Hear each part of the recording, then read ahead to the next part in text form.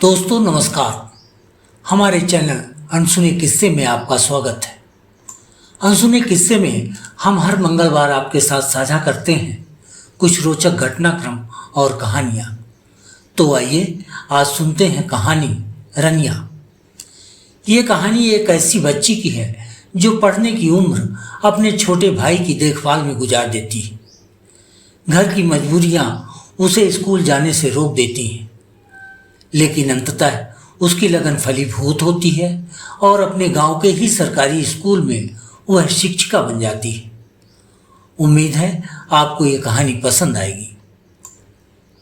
चिड़ियों की चुहलबाजी का शोर थम रहा था। सूर्य की किरणें खपरेल पर पड़ी उसकी बूंदों को सुखाने के लिए आ चुकी थी। गांव के गलियारे में चहल पहल बढ़ने लगी थी। रनिया अभी अभी बिस्तर छोड़कर घर की देहरी पर आकर बैठी थी।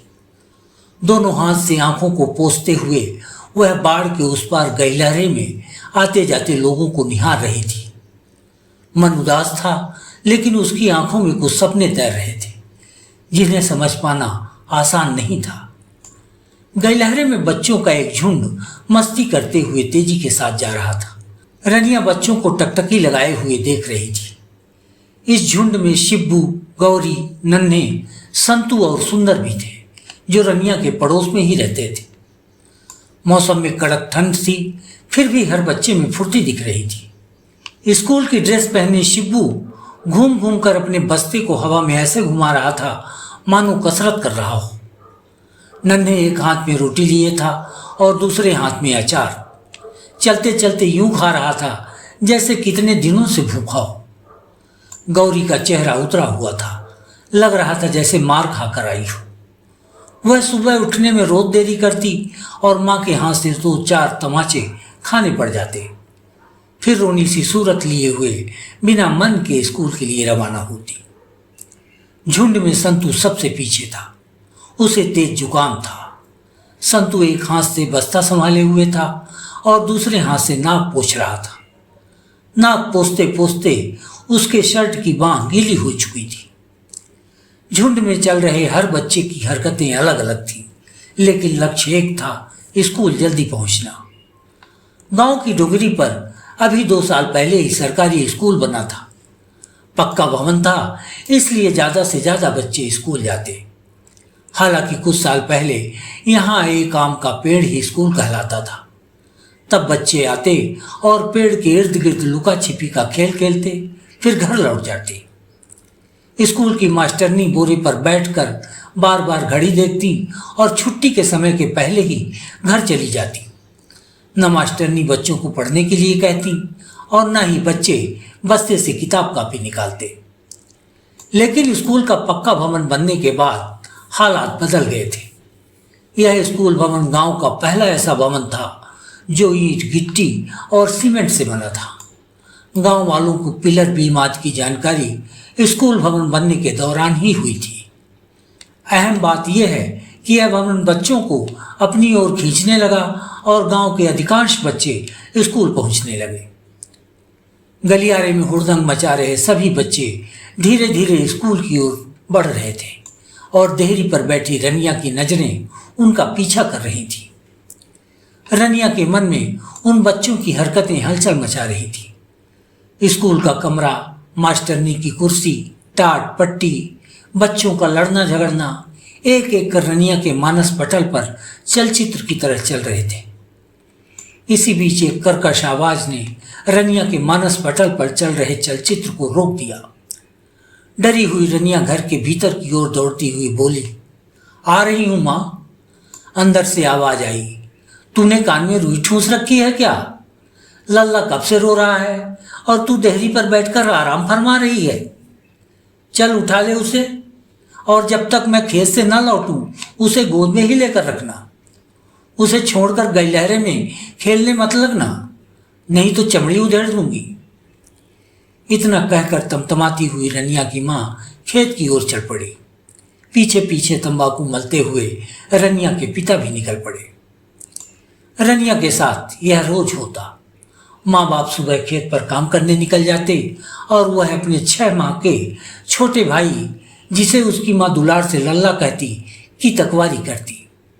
दिन भर लल्ला का ख्याल रखना रनिया की जिम्मेदारी थी।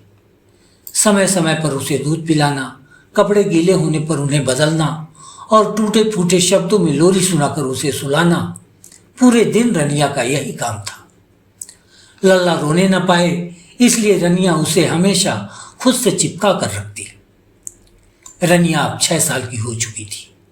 गर्मी की छुट्टियों के बाद जुलाई में जब स्कूल खुला तो मास्टरनी जी रनिया के घर आई और उसके माँ बाप से रनिया को स्कूल भेजने को कहा। परंतु रनिया की माँ ने मास्टरनी जी से 2 टूक कह दिया। मास्टरनी जी, रनिया स्कूल नहीं जा सकती। हम दोनों प्राणी दिन भर खेत में काम करते हैं। हमारा 6 माह का दूध मुहा किसके आसरे रहेगा? घर में उसे अकेला तो छोड़ नहीं सकते, रो रो के मर जाएगा। तब भला किस काम की रह जाएगी ये पढ़ाई लिखाई? रनिया की माँ ने अपनी बातें विवशता और उपेक्षा के साथ ऐसे रखी कि मास्टरनी जी को उल्टे पांव लौटना पड़ा। जाते जाते एक बार फिर उन्होंने रनिया की माँ को समझाते हुए कहा, देखो, अगर रनिया को पढ़ाओगे नहीं तो बाद में पछताओगी।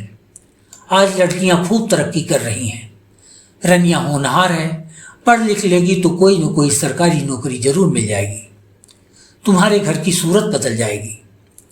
रनिया की माँ तपाक से बोली, कौन सा रनिया को हमारे घर में रहना है जो वह हमारी सूरत बदलेगी? 4-6 साल में ब्याह हो जाएगा और वह ससुराल चली जाएगी। मरना तो हम ही को पड़ेगा। उसके पढ़ने न पढ़ने से हमें कोई फर्क नहीं पड़ने वाला। यदि हम अपना काम धाम छोड़कर घर में बैठ गए तो 2 जून की रोटी भी नहीं मिलेगी। आप ही बताइए, रोटी जरूरी है कि रनिया की पढ़ाई? मास्टरनी जी, हम चाहकर भी रनिया को स्कूल नहीं भेज सकते। हमारे फूल से लल्ला को कौन संभालेगा? हमारी तो पूरी गृहस्थी छिन्न भिन्न हो जाएगी। वक्त ज्यादा हो गया था। रनिया की माँ को खेत जाना था और मास्टरनी जी को स्कूल, लिहाजा बात यहीं खत्म हो गई। रनिया अपनी माँ के पल्लू को दांतों से चबाते हुए वहीं खड़ी सब सुन रही थी। फिर माँ का पल्लू खींचते हुए बोली, माँ, मुझे स्कूल जाना है। जाने दो ना मुझे, मैं खूब पढ़ूंगी। स्कूल में बहुत मज़ा आता है। मुझे भी रंग बिरंगी फ़ोटो वाली किताबें मिलेंगी, सुंदर सी ड्रेस मिलेगी और आधी छुट्टी में खाने के लिए खिचड़ी भी मिलेगी। यह सब सुनकर रनिया की माँ चकित रह गई और बोली, नरे रनिया, तू तो कभी स्कूल गई नहीं, फिर तुझे यह सब कैसे मालूम कि स्कूल में क्या क्या मिलता है? मुझे तो शक हो रहा है कि कहीं तू लल्ला को छोड़कर स्कूल तो नहीं चली जाती। अगर मुझे पता चल गया तो मैं तेरे हाथ पांव तोड़ दूंगी। तू स्कूल जाने लायक बचेगी ही नहीं। कई मनौतियों के बाद देवी मैया ने घर में दीपक जलाया है।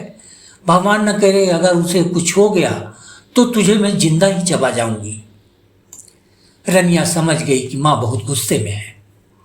उसने आंख मटकाते हुए माँ को विश्वास दिलाया, देख माँ, तुझसे पूछे बिना लल्ला को छोड़कर भला मैं स्कूल कैसे जा सकती हूँ? मुझे लल्ला की बहुत फिक्र है। मैं उसे एक पल के लिए भी नहीं छोड़ सकती। भले ही रात में उसकी माँ तू हो जाती है, लेकिन दिन में तो मैं ही उसकी माँ बनकर रहती हूँ। रनिया ने बड़ी ही समझदारी के साथ माँ के गुस्से को शांत कर दिया और यह भी बता दिया कि लल्ला की एक माँ वह भी है। रनिया बोल रही थी और माँ चुपचाप सुन रही थी। रनिया ने माँ को बताया कि जब शाम को तुम रोटी बनाने में लग जाती हो तो मैं चुपके से पड़ोस में रहने वाले शिब्बू के घर भाग जाती हूँ। वहाँ शिब्बू की सारी किताबें पलट पलट कर देखती हूँ और स्लेट में उसकी नकल उतारती हूँ। शिब्बू मुझे रोज स्कूल का पूरा हालचाल बताता है।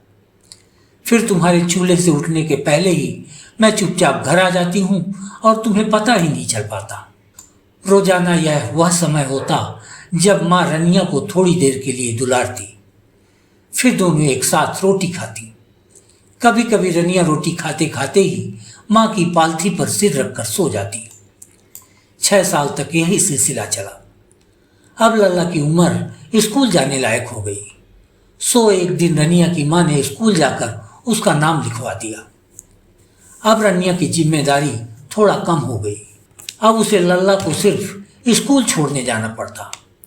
वह लल्ला की उंगली पकड़कर उसे स्कूल ले जाती और जब तक छुट्टी न होती तब तक वहीं बैठी रहती।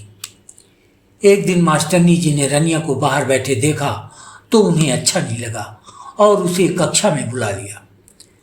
फिर रनिया रोज लल्ला के साथ स्कूल जाती और कक्षा में बैठती। इस बीच मास्टरनी जी बच्चों को जो पढ़ाती, रनिया उसे ध्यान से सुनती। रनिया का कक्षा में नाम तो नहीं लिखा था, लेकिन पढ़ाई में उसकी इतनी लगन थी कि वह अन्य बच्चों से ज़्यादा सीख गई थी। मास्टरनी जी जब कोई सवाल पूछती तो रनिया का हाथ सबसे पहले उठता। रनिया की तीक्ष्ण बुद्धि का उदाहरण देते हुए मास्टरनी जी बच्चों को समझाती, देखो, पढ़ने के लिए जरूरी नहीं है कि स्कूल में नाम लिखाया जाए। जिसमें लगन है वह स्कूल में नाम लिखाए बिना भी पढ़ सकता है। समय बीतता गया और रनिया बड़ी हो गई। माँ बाप ने अपनी जिम्मेदारी निभाते हुए रनिया के लिए एक लड़का ढूंढा और उसका ब्याह तय कर दिया। फिर एक रात बारात आई और सुबह रनिया की डोली सज गई। विदाई के समय रनिया दहाड़ मार मार कर रो रही थी। माँ उसे डोली की ओर धकेलती और रनिया बार बार माँ के पास आकर उससे चिपक जाती। कुछ दूर पर खड़ा लल्ला डबडबाई आंखों से यह सब देख रहा था। रनिया जब डोली में बैठ गई तो लल्ला दौड़ते हुए उसके पास पहुंचा और उससे लिपट कर रोने लगा। रोते समय उसके मुंह से बार बार माँ शब्द निकल रहा था। शायद उसने रनिया को अंतर्मन से माँ ही मान रखा था। कुछ देर बाद लल्ला चुप होकर रनिया के सामने खड़ा हो गया। उसने अपने शर्ट के अंदर छुपा रखी कुछ किताबें निकाली और रनिया के हाथों में थमा दी। रनिया को किताबें देते हुए लल्ला फपकने लगा और बोला, दीदी, मैं तुम्हारा अपराधी हूँ। मेरी वजह से तुम पढ़ नहीं पाई। मैंने इन्हीं किताबों में पढ़ा है कि किसी को पढ़ने से रोकना बहुत बड़ा अपराध है। मुझे माफ़ कर दो दीदी। रनिया उन किताबों को छाती से चिपकाकर ससुराल की ओर रवाना हो गई। करीब 3 साल बाद रनिया अचानक मायके लौटी तो उसे देखकर घर वाले दंग रह गए। उसका रंग रूप बदला हुआ था। रेशमी साड़ी, आंखों में धूप का चश्मा और कंधे पर लटकता महंगा बैग। रनिया को देखते ही लल्ला उससे लिपट गया और विस्मय के साथ पूछा, दीदी तुम? रनिया ने कहा, हाँ लल्ला, मैंने ससुराल जाने के बाद खूब पढ़ाई की और परीक्षा देकर अब सरकारी मास्टरनी बन गई हूँ। मुझे तुम्हारे ही स्कूल में पढ़ाने के लिए भेजा गया है। फिर उसने लल्ला का कान ऐंठते हुए कहा, अब खूब मन लगाकर पढ़ना, नहीं तो मैं तुम्हें रोज मुर्गा बनाऊंगी। इसके बाद लल्ला और रनिया एक साथ स्कूल के लिए रवाना हो गए, उसी गलियारे से जिसमें रनिया बचपन में रोज सुबह अपनी ख्वाहिशों का दम घुटते हुए देखा करती थी। मित्रों, आपको ये कहानी कैसी लगी कमेंट बॉक्स में हमें ज़रूर बताएं। और हाँ, हमारे चैनल को लाइक, शेयर व सब्सक्राइब करना न भूलें। धन्यवाद।